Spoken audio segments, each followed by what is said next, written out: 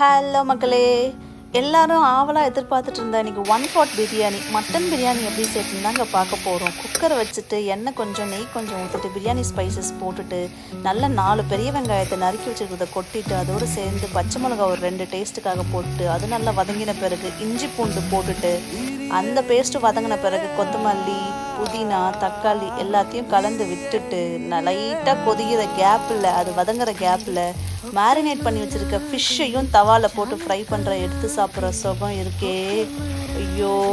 இதுக்கு நடுவில் மேரினேட் பண்ண ஃபிஷ்ஷை தவாவில் போட்டுட்டு வேக வச்சுருக்க மட்டனையும் இதில் கொட்டிட்டு உப்பு சரி பார்த்துட்டு மஞ்சள் தூள் மிளகாத்தூள் எல்லாத்தையும் போட்டுட்டு சீரக சம்பா அரிசி நல்லா அரை மணி நேரம் ஊற வச்சு 1க்கு 2ங்கிற கணக்கில் போட்டு ப்ரெஷர் குக் பண்ணி எடுத்தால் அல்டிமேட் மட்டன் பிரியாணி வித் வெள்ளைக்கிழங்கா மீன் ஃப்ரை. காலையில் 6 மணிக்கெலாம் ரெடி பண்ணியாச்சுங்க. மதியானம் பாட்டில்